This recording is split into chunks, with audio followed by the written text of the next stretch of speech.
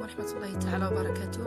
اليوم ان شاء الله غادي نحضر معكم واحد الشباكيه كتجي ساهله في التشباك ديالها وفي المقادير ديالها. بالنسبه للمبتدئات ان شاء الله تنجح معكم.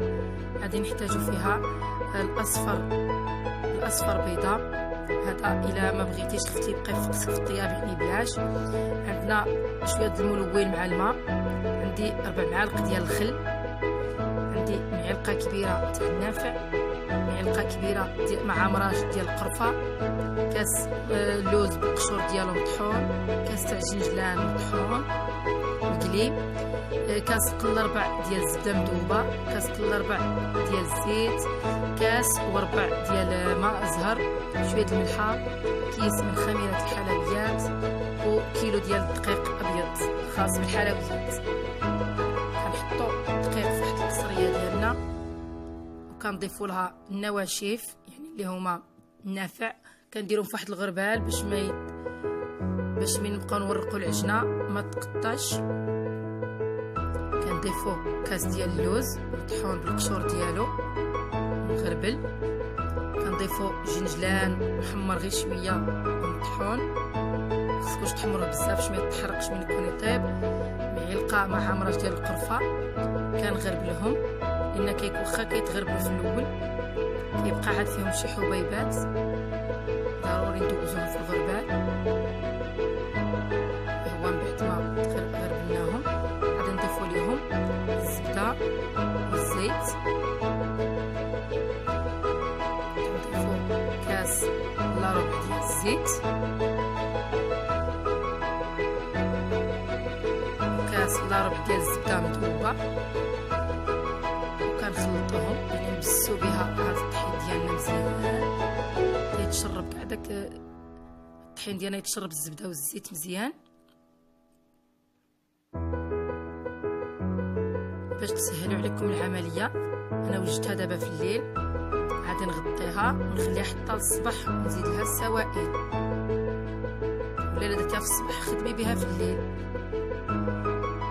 دابا في الصباح نزيد لها كيس من خميره الحلويات،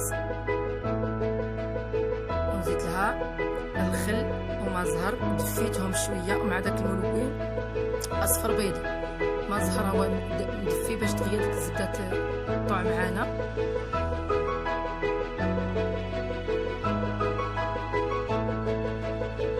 كنخلط مزيان، مكنحتاجش نشد ليك بزاف، الا كان خاصها شويه د الماء نزيدو لها واحد شويه خاصها تجي العجينه قاصحه. الا شفتو ما قدكمش داك الخل والماء زهر نزيدو شويه د الماء، كنعطيو واحد شويه دليك يعني ماشي بزاف. هيا صافي من بعد ما دلكتها شويه ارتبط كنقطعها الكرات،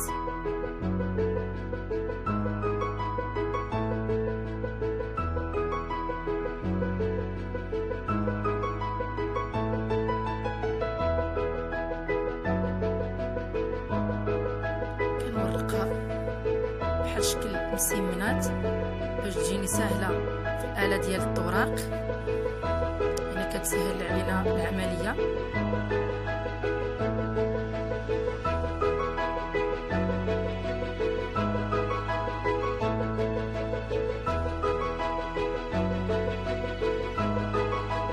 كنديرو لهاد الجهه كنطوي عليها الجهه الثانيه، يعني تجي بحال الشكل ديال مسمنات صغار، كنطوي عليها الجهه الاخرى وكنديرها في كيس بلاستيكي باش ما تنشفش. ضروري نديرهم في الكيس بلاستيكي باش ما يضربهاش الهواء وتنشف. هي نعاود معكم واحده اخرى.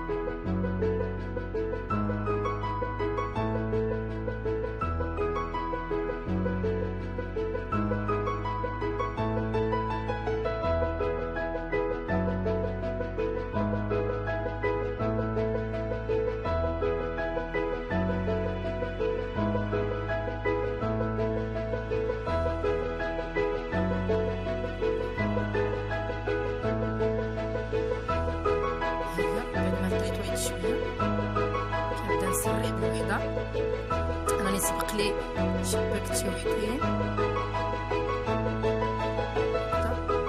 غير شويه، يعني ما كنورقوهاش بزاف، يمنع لي ندوزوها في الماكينه.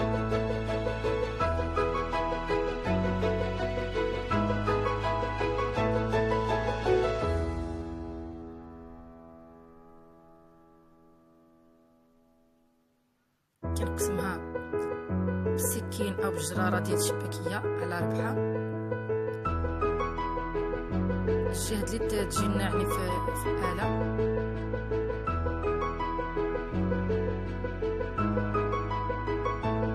كنرجعهم للكيس دائما باش ما تنشفش. ضروري هاد العمليه اننا نديرو في الكيس البلاستيكي. كنورقها غير واحد شويه جهد باش تدخل يعني في الماكينه.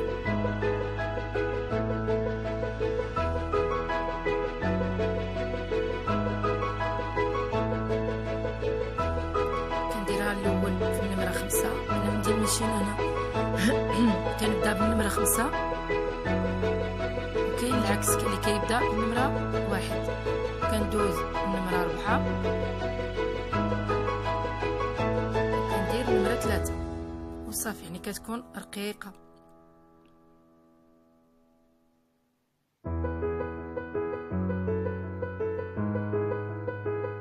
باش كندوزو بالتدريج.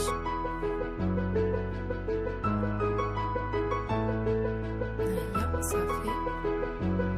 دابا ندوزو نحيدو ليها الجوانب. دوك الجوانب ما نلوحوهمش، نعتر نجمعوهم نديروهم في كيس بلاستيكي باش في الاخر نصاوبهم. كندير 1 2 3 4 و5 كنقطع فيها 1 2 3 4 و5 كنقطع فيها.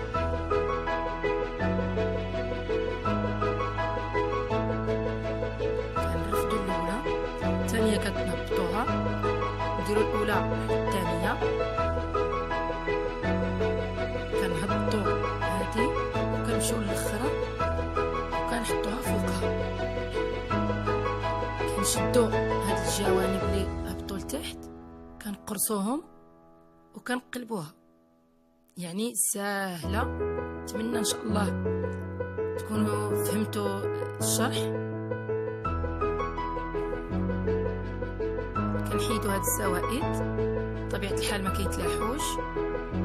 كنجمعوهم، كنرفدوا الاولى نمشيو للثالثه، كنخليو الثانيه، كنخليو الرابعه ونمشيو للخامسه، كنحطو فوقها ونقرصوا هاد الجنيبات كيهبطوا وكنجمعوهم.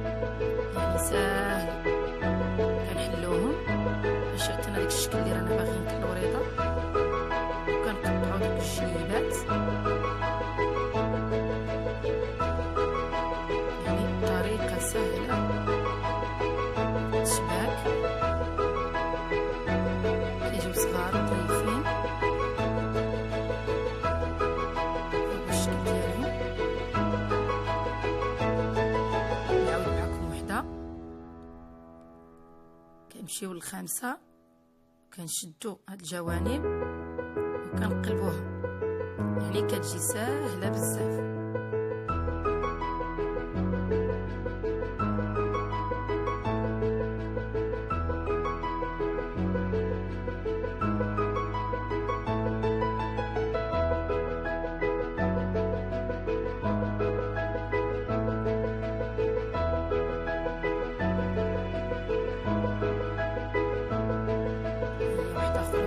التفسير فقط.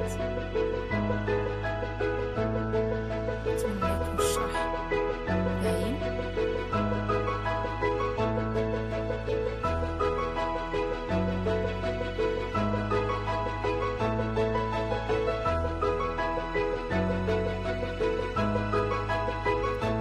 هي هذه بعرق البطيء كنقلبو الثالثة.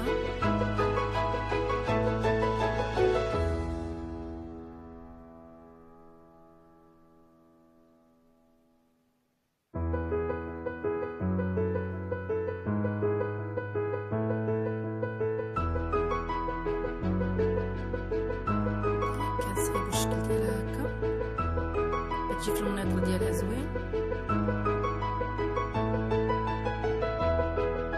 كنديرها في الصينيات وكنخليهم تنشف مزيان.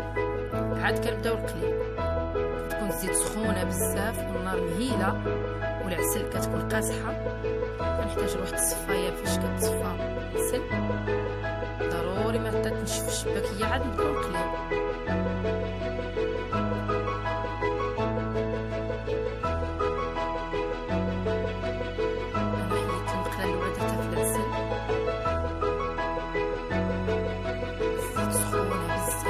مهيله دائما ما نديروهاش في النار مجهده باش ما تخطفش وتبقى خضره.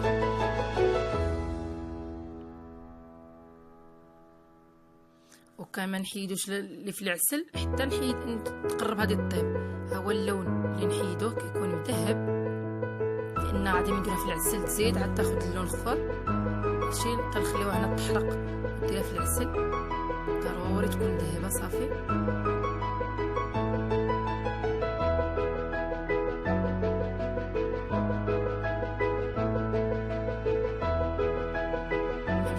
في العسل حتى كنشوفوا اللي في المقله قربات الطيب. عاد كنحيدوها شحال ما شربات العسل مزيان. بطبيعه الحال العسل تكون قاصحه.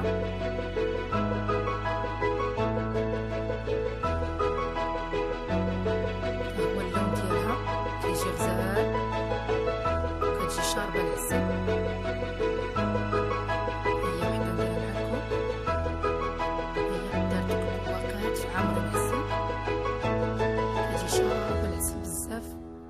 شيشه يعني كتهرس دغيا في اليد.